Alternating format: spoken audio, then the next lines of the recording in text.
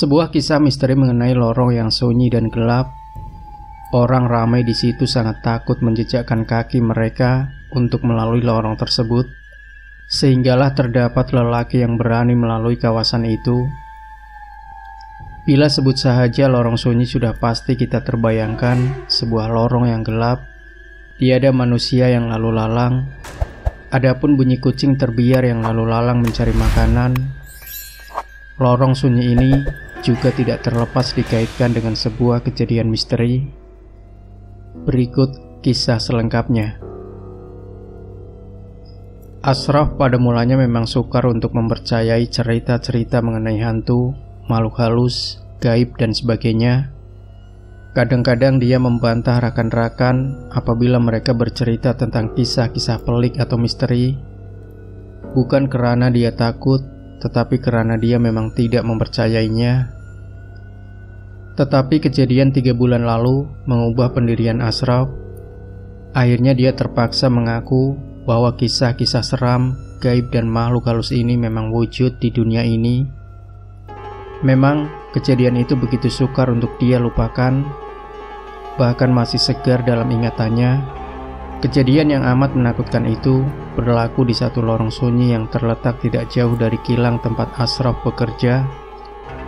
Sememangnya, lorong sunyi itu menjadi laluan baginya setiap kali pulang dari tempat kerja. Ashraf sebenarnya sudah lama menggunakan lorong sunyi tersebut. Boleh dikatakan hampir 4 tahun dia menggunakan lorong itu. Tidak pernah dia terserempak dengan sebarang makhluk gaib atau aneh. Selama ini rakan-rakannya galak menceritakan tentang ada orang yang berjumpa dengan Pontianak, hantu raya, hantu bungkus, dan sebagainya. Walaupun pelbagai cerita seram didengarinya, biarpun beratus nasihat telah diterimanya, namun Ashraf tetap berdegil untuk melalui lorong sunyi itu. Sebenarnya Ashraf tidak mempunyai pilihan. Lorong sunyi itu adalah jalan pintas baginya. Sama ada untuk ke tempat kerja atau pulang ke rumah. Ashraf bekerja sebagai wartawan di sebuah syarikat penerbitan majalah. Disebabkan waktu kerjanya yang tidak tentu masa, menyebabkan ada sesekali dia terpaksa pulang lewat malam. Disebabkan harus menyiapkan tugasan terlebih dahulu, sehingga kan kadangkala menjangkau pukul 2 pagi. Dahulu laluan sunyi itu memang menjadi laluan ramai pekerja kilang, karena kawasan itu memang kawasan perindustrian. Tetapi sejak setahun 2 kebelakangan ini, pekerja-pekerja kilang sudah jarang menggunakan lorong tersebut. Berikutan tersebarnya cerita hantu Pontianak dan makhluk halus yang menyerupai budak kecil.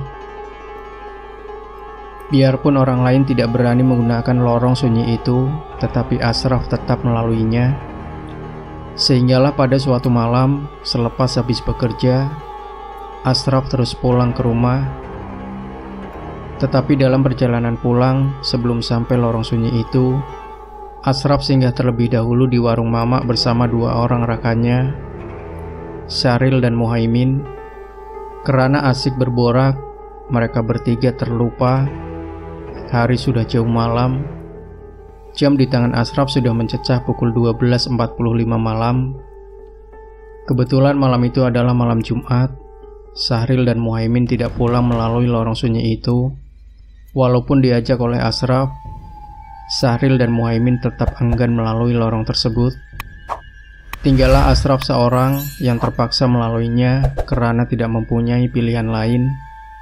Kalau dia ikut jalan raya, sudah terlalu jauh untuk sampai ke rumahnya.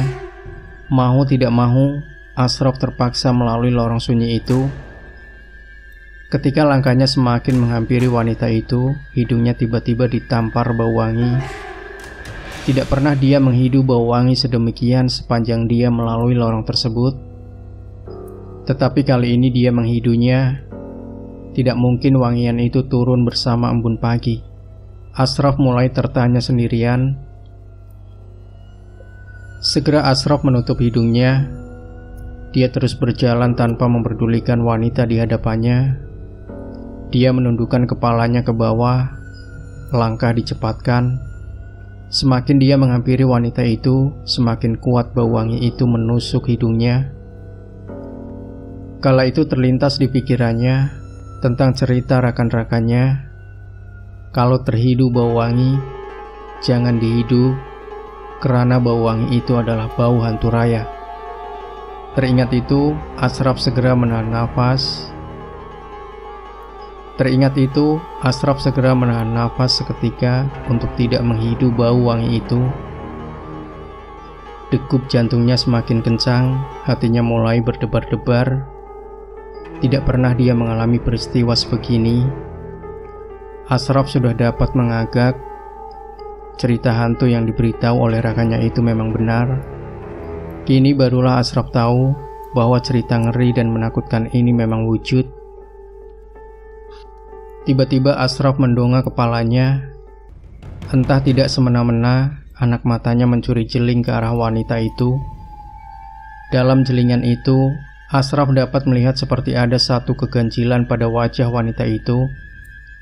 Wajahnya putih, bibirnya merah dan rambutnya panjang melepasi bahu. Seluruh bulu roma Ashraf berdiri tegak. Langkahnya tiba-tiba terhenti, bagaikan dipegang sesuatu. Dia coba melangkah tetapi tidak berdaya. Kakinya terasa begitu berat.